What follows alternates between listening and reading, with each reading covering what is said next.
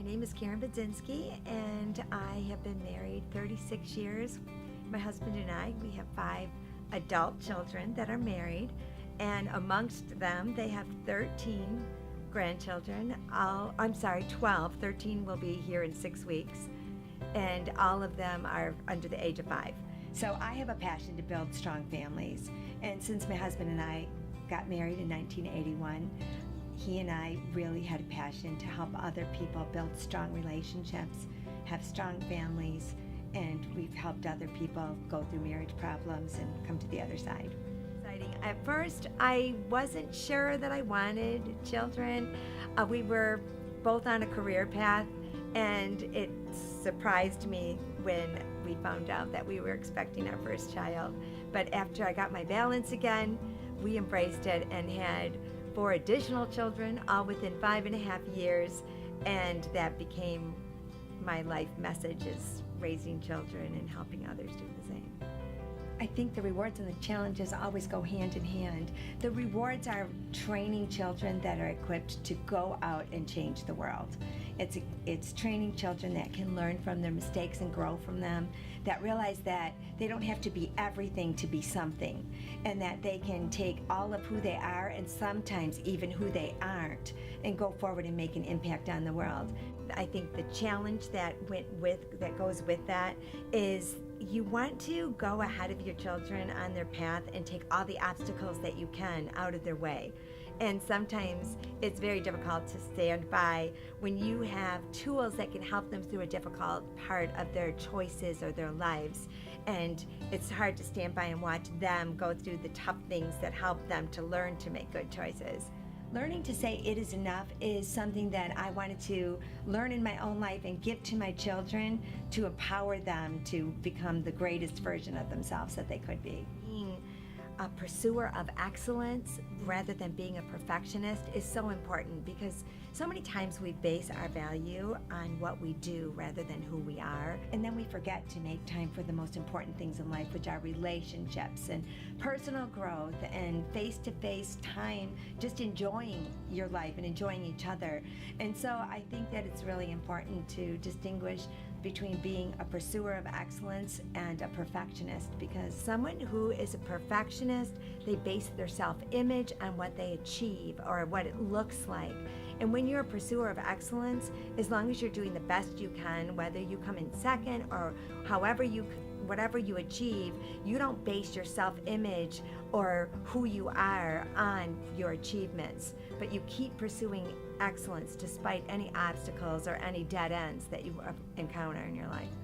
So I learned to really have a balance, and I think to just appreciate your children, you need to be balanced.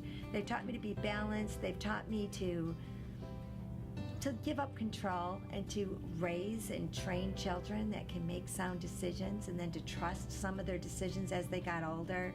So they teach you a lot in going through life, and I think that if you are going to achieve anything, it is going to have to be with the heart of a champion.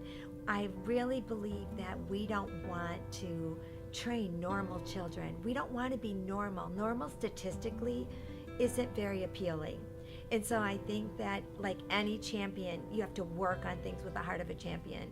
An Olympic trainer isn't going to go out and attack their workout routine in the same way that a weekend runner might. And so I think that my purpose in writing this book is to give parents a springboard, and even people working with children, give them a springboard of ideas that as they're working with youth, that they can take these as a foundation and actually add their own ideas to purposefully and intentionally build people that are going to live way beyond normal. And just like the professionals, often you think, wow, they know their game. Do they really need to work with a trainer? But just about every professional is working with a trainer because they want to maximize their potential. And I want parents to have a heart to maximize the potential that they have with their children, because those years go by so fast, and if you're not intentional about it, you'll miss your window. And I want parents to really learn to have children that know how to fly and that know how to soar and that know how to overcome obstacles. And the only way that you will have children like that is if you do things intentionally when they're young. My mom always says that when you are grateful for what you have, it moves out grief and it moves out excuses. And so we have to make a choice. When you wake up, you can look at what you don't have and you can get depressed, or you can look at what you have and you can get excited and you can get inspired and you can make something out of what you have.